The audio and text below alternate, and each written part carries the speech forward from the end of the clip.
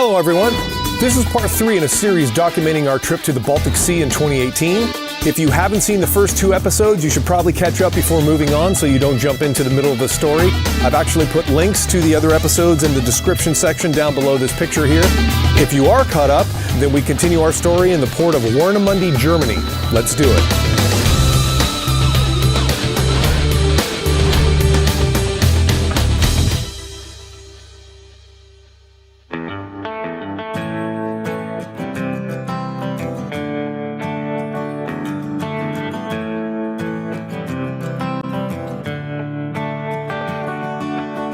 Okay, good morning, campers. It's about 6:15. We're headed to Berlin today.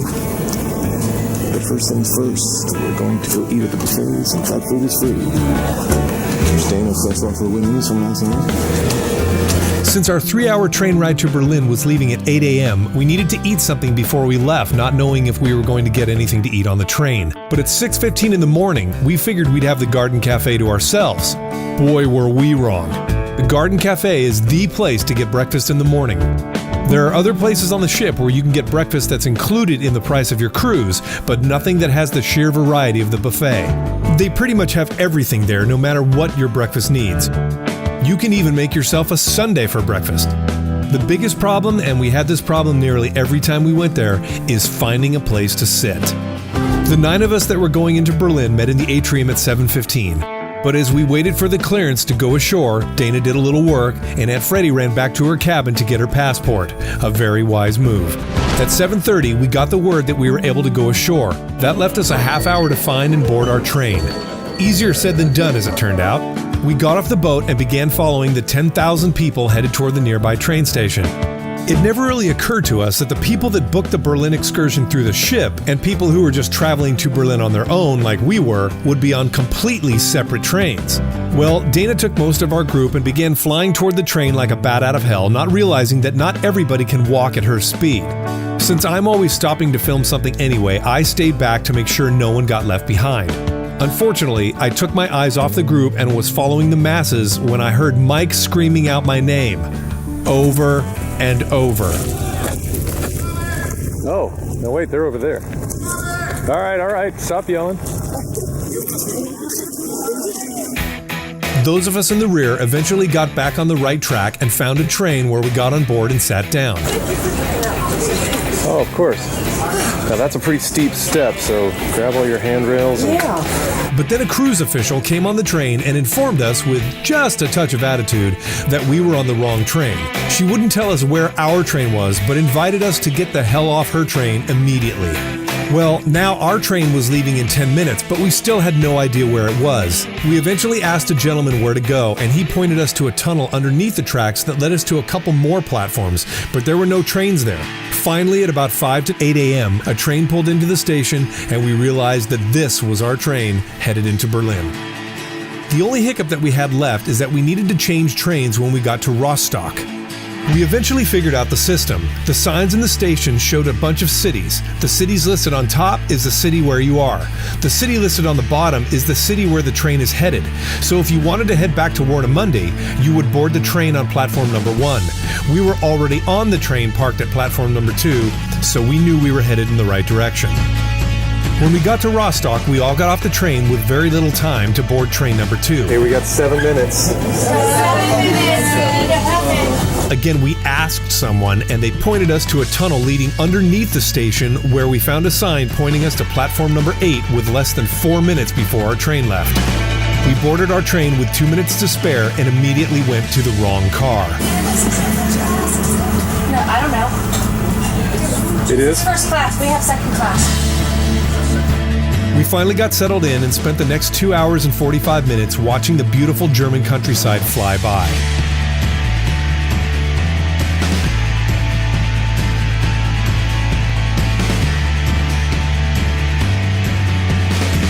Hey, it's Dana here with Dapple Destinations, and we are on a German train on our way to Berlin.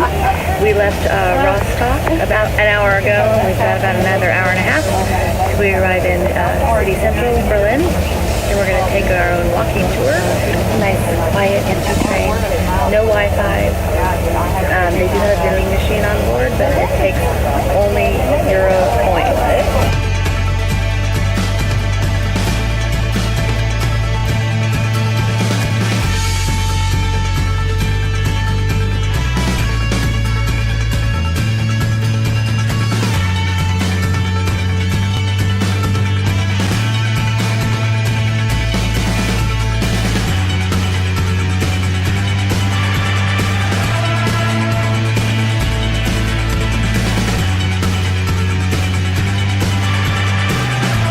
We arrived in the central Berlin train station at about 11:15. After we go this way. Well, he said the McDonald's is that one. But I think we can take that. Where do you want to go up to? Yeah, the escalator down. Three things is that. I gotta say that the Berlin train station is visually stunning. There are 3 or 4 levels of trains crisscrossing above each other, multiple escalators, stores, restaurants. Impressive. Finally. But now that we were here, we had no idea what we were going to do. We weren't part of any official excursion, we had just traveled to Berlin on our own. So we stepped out of the front door and found a sidewalk stand selling all kinds of German sausages. It seemed like a logical first step while we figured out what we were going to do. Berliner Yacht. I don't know.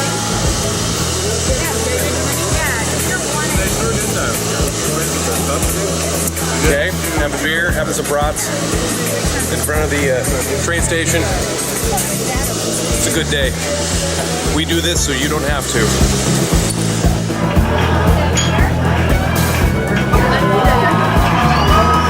Okay, so that was pretty unique. We just had some bratwurst and some beers, and then we went and we used the water closet, the restroom. And the restroom was community. Chicks, guys, urinals, everybody partying together. I saw Dana checking out my stuff. I still got it. As it turned out, right at the corner was a bus stop for those fantastic hop-on, hop-off buses that we had used in Copenhagen. So we're going to do a hop-on, hop-off bus just like we did in Copenhagen here. It sees like 17 sites. There's buses every 10 minutes. It's going to be the way to do this. So we don't just wander around trying to figure out what to do. They're going to tell us. But since their name is so hard to say, from now on, I'm going to adopt Aunt Freddie's nickname for them, the hip-hop buses. Aunt Freddie and Dana putting together a drug deal. Yeah. Very exciting. All caught here on tape, folks, at Dapple Destinations TV.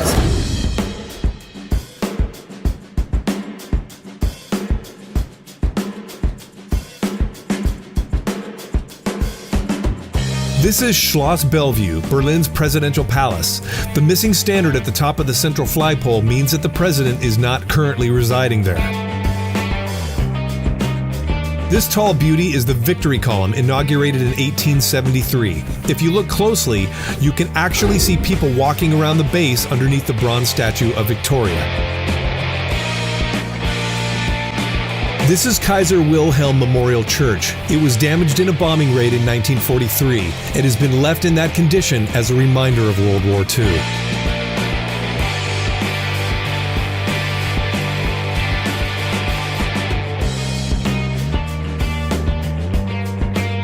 We passed by the Berlin Hard Rock Café.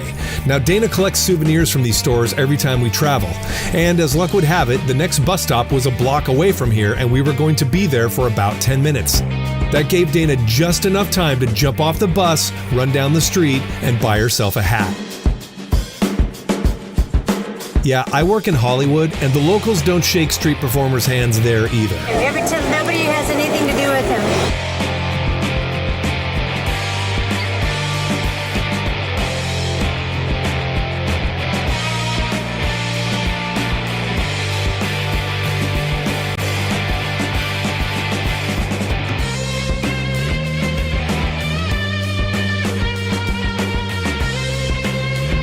This is one of the remaining pieces of the Berlin Wall.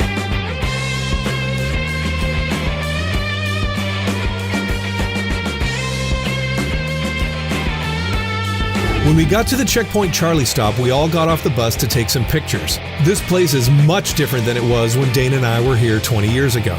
Now, it is nothing more than a cheesy tourist attraction with smiling actors in fake military uniforms charging a few bucks for tourists to have their pictures taken.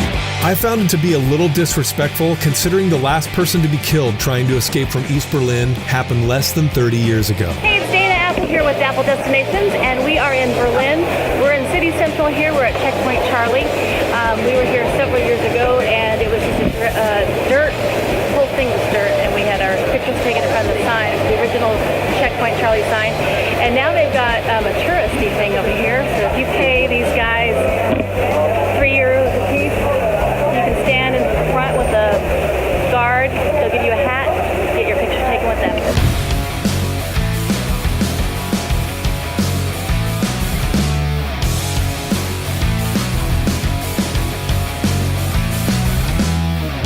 This structure is quite simply called the television tower. It stands 1,207 feet high and is the tallest structure in Germany.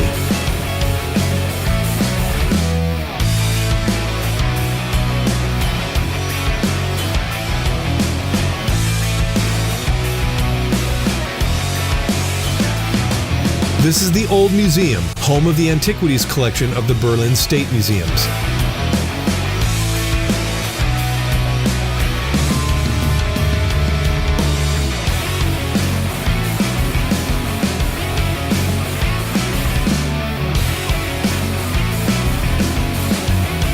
As we passed out of the museum district, we got our first glimpse of the Brandenburg Gate.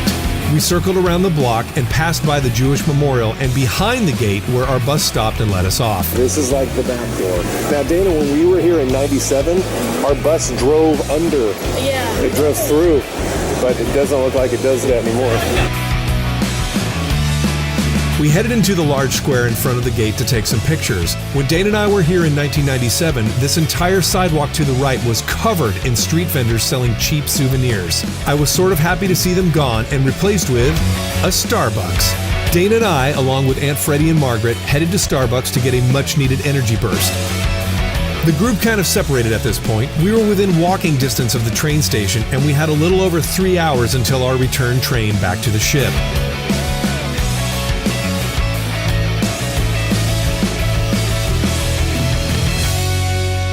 We then walked around the block to visit the Memorial to the Murdered Jews of Europe, which was inaugurated in May of 2005. The memorial winds up working like something of a maze.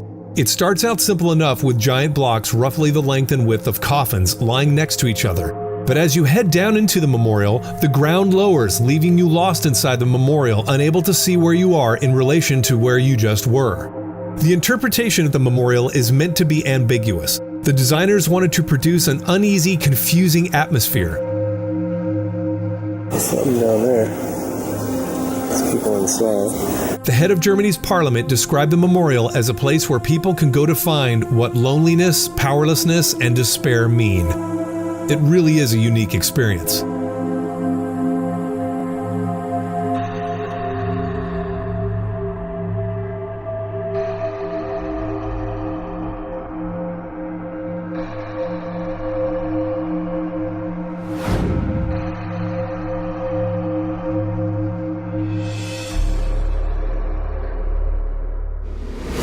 We spent about 20 minutes at the memorial and then walked back over to where the hip-hop buses dropped us off.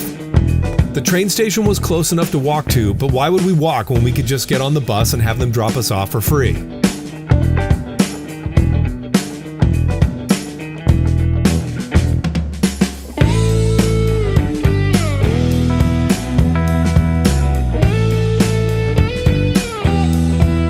As we got back to the train station, I spotted an American street performer on a 10-foot unicycle entertaining a crowd. This is actually my first show ever in Germany, and you guys are beautiful people here.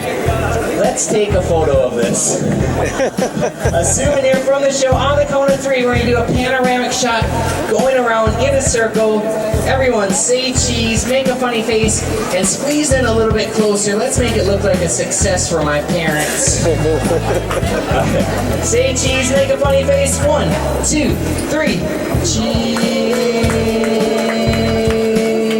Selfie. Oh, that's awesome, guys. We crossed the street to the train station and still had about an hour before our train. So we picked out a place to meet and then split up. Some people went shopping, some people went to have a drink. When the time came to meet up again, Dana was nowhere to be found. What's worse is she had all of our train tickets and I had her passport. With 2 minutes to go before our train left, I found Dana calmly sitting in the wrong place, wondering where everyone else was. We finally boarded our train, headed back towards Rostock.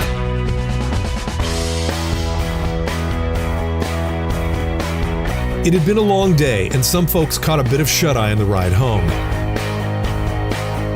We arrived in Rostock at about 8:38 p.m. and had about 7 minutes to catch our train headed back to Warnemünde. Okay, so we're on the final leg now. We're in Rostock, and now we've got to catch that train into our ship. But this time, because we were a little more experienced, we got to our train platform before our train even arrived. I guess we start walking. We got back to Warnemünde at about 10 after 9. There's our boat. I'm still here. That's a great sign.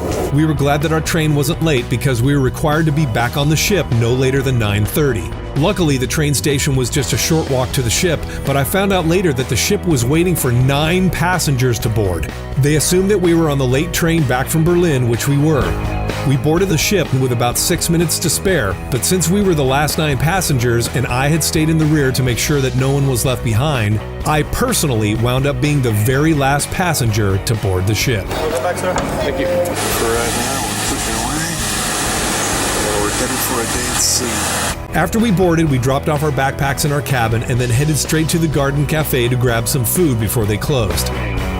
After eating, a few of us grabbed a drink and then headed off to the hot tub to relax after a very long day. You can probably see the water went down because I'm seeing everyone being careful as they walk by here. Because all this water, it just swim.